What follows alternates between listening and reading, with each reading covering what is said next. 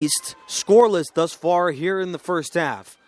Shotgun snap goes to Burrow, looking to throw. Check down underneath. That'll be Eric Swinney. Wiggle first down. He hurdles to the sticks. That's at the 46-yard line as he was upended right before the marker. And it looks like the referees will give him the ball spot.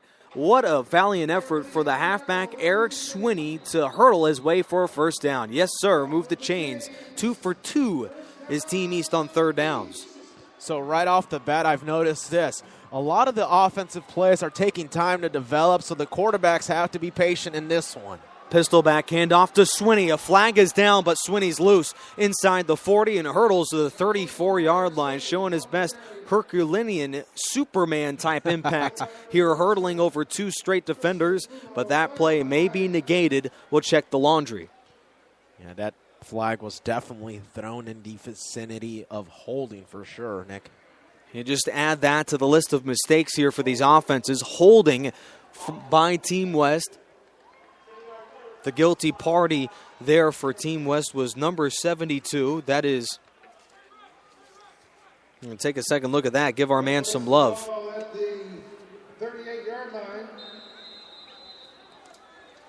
Well, it ended up being a 30-yard penalty as Gabe Megason was in there on the penalty. That's a 30-yard setback. They would have been at the 35 of Team West. Swing pass out to Larry Scott, and he will bully his way out of bounds and get that Team East crowd excited. That'll be a pitch and catch, good for 15. Larry Scott showing us a bruiser's mentality. Bruising down the sideline. My Team East has a couple thumpers back there in the backfield. Just guys who are willing to hit somebody instead of taking a hit. Eric Swinney and Larry Scott have set the tone here in the first half with these punishing linebacker-type hits here at the running back position. Scott, after the gain of 12, it's a 2nd and 8. Back to throw goes Burrow. Perfect protection. Fires over the middle and has his main target. That's Swinney. 40, wiggles 35, sideline to the 25, and he's stripped up out of bounds after a pitch and catch for a monstrous 27 yards down the field. And all of a sudden here, Team East is right near the red zone. I think that was Naheem Hines right there with the catch out of Garner Senior High School in North Carolina. He's committed to NC State, showing us his great versatility and hands. Joe Burrow will take it off of the quarterback keeper and end up losing 2, wrapped up right around there. To talk a little bit about Semper Fi East quarterback Joe Burrow, Ohio State commit, ranked the 25th quarterback in the country.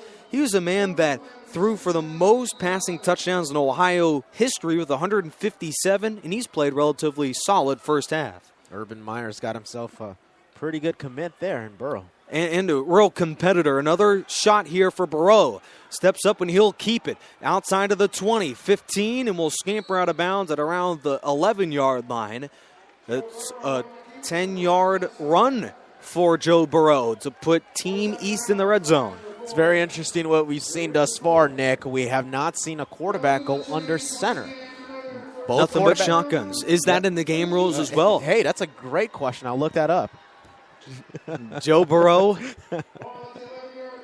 not only has he been not under center, but he's also not been sacked thus far here in the first half. 8:18 to go, and Team East is on the move. Delay handoff up the middle to Larry Scott, and that run will gain about 2 yards, make it 2nd and 8. So finally, in scoring territory is any team, particularly the East, now about to score. Let's see if they could at least amount to 3 points.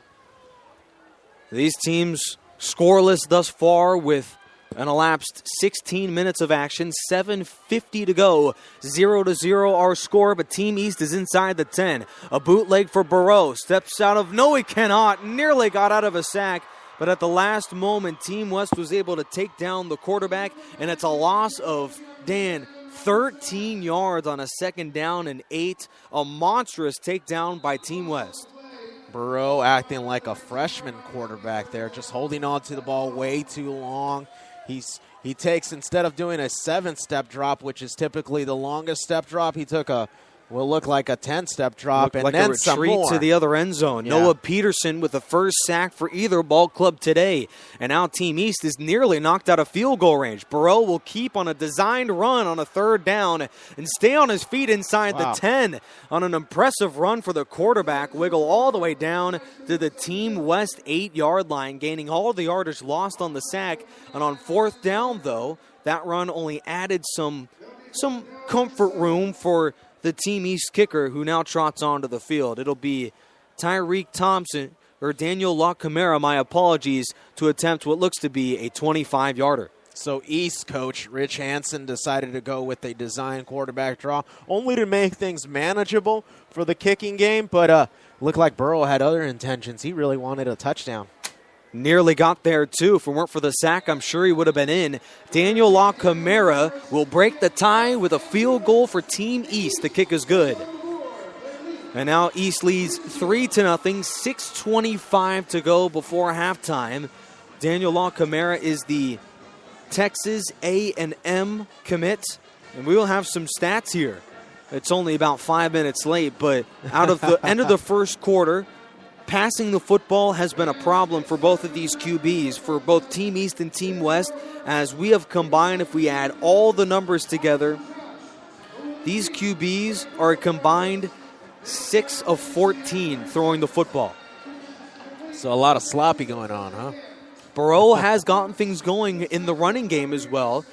Team East is outgaining all of Team West with their quarterbacks running the football, which has been amazing. We saw the 30-yarder from Lawson and then that determined run from Joe Burrow. Your impressions of these quarterbacks for Team East, Burrow and Lawson, who have played some pretty darn good football. Well, they've played exactly to the standards of how football tends to be going now. They're running first instead of passing first. Right. You know, and so especially it's at the the college footwork. level. So it's the footwork that has given the East 3 points at least. A quarterback that could take it outside the pocket and get you some yardage is always a plus side. But so we've seen how the game of football has changed and it's transitioned here and even into this all-star game here, this All-American game. Well, this doesn't look like exact football, if you will. Yeah. Here in the with the rule changes, Marine Corps Semper Fidelis All-American Bowl. This is about the only place that I could ever see in the middle of football action, a push-up contest in the end zone. There's a couple guys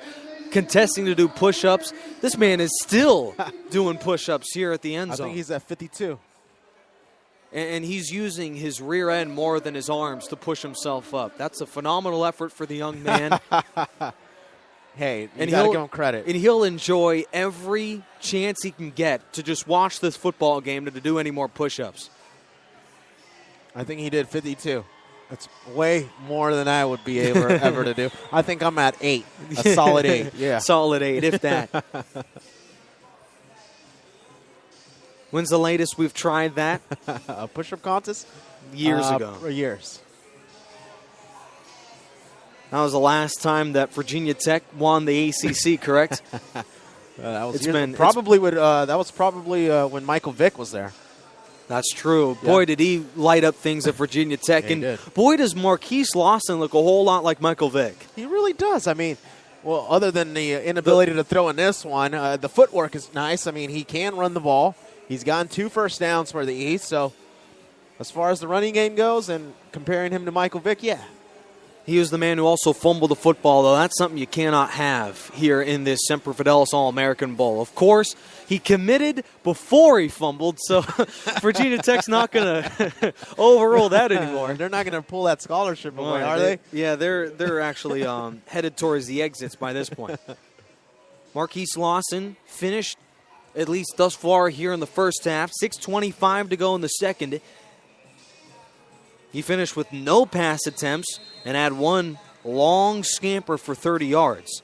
2 for 34, in fact.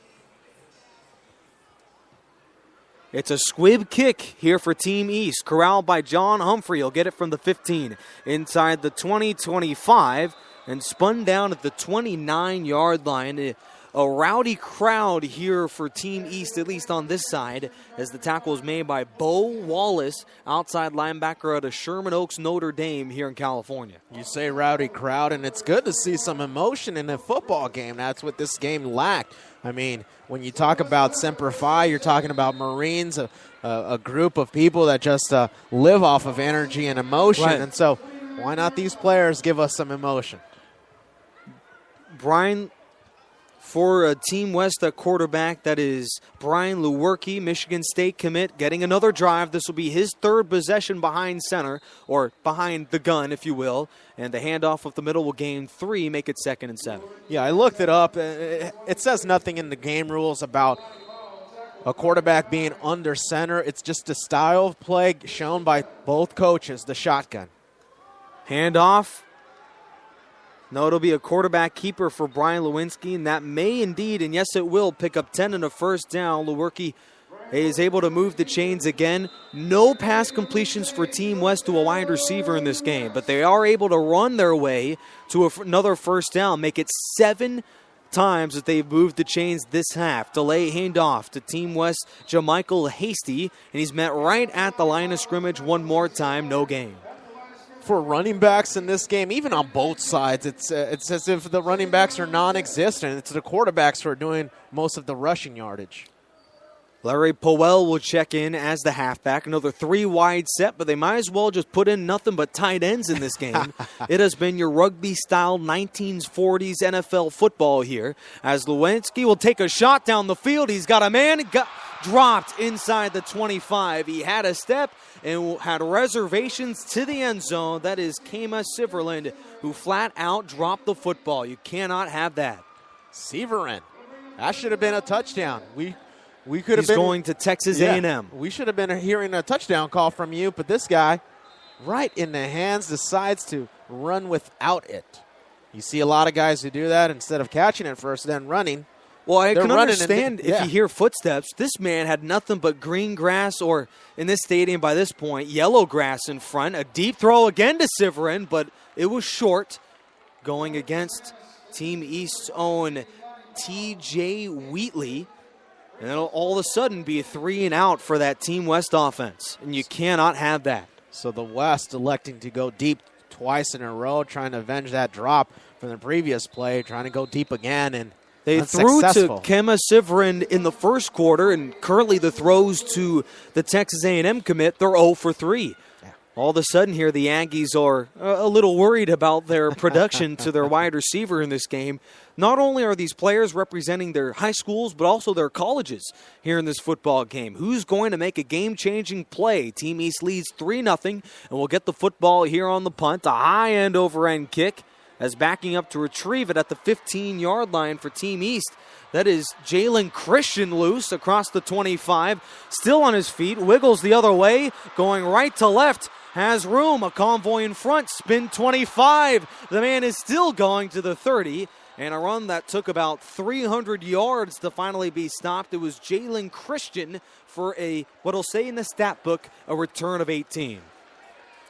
How impressive was that? I mean, he didn't gain much, but for a guy to run back and forth, sideline to sideline, what it seemed like was pretty entertaining. Jalen Christian, a school that went from just about first to worst, the University of South Carolina. He was out of Damascus High School in Maryland. This is a man who received countless scholarship offers, and we saw exactly why. Yeah, his ability to make a move. I mean, he made 3 or 4 moves in that one. A spin move. He broke 2 tackles. It's just that the West was playing a lot better pursuit on punting. The Team West is led by Pete Duffy, Rancho Verde head coach. They finished second in the Inland Valley League at 10-3. And those type of plays show how great a coach, great a team this ball club is coached by. And Pete Duffy has his men ready in special teams. On defense, it's just been their inability for West offensively to really get into any sort of a rhythm.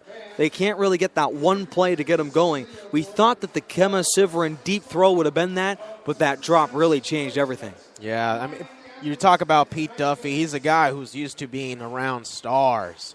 I mean, here in this game, he's got 50 guys to his team that all were the best of the best in their respective high schools. And so for Pete Duffy to lead this team, he's got one guy he's got to rely on, and that's his quarterback, Sharon Jones. And so it's Sharon Jones who's going to lead the West, hopefully, to victory tonight. Well, on this drive, the man that is going to take the commands under center, it's not Dwayne Johnson, but it's going to be number 14 for Team East. That is Kyle Shermer out of the University.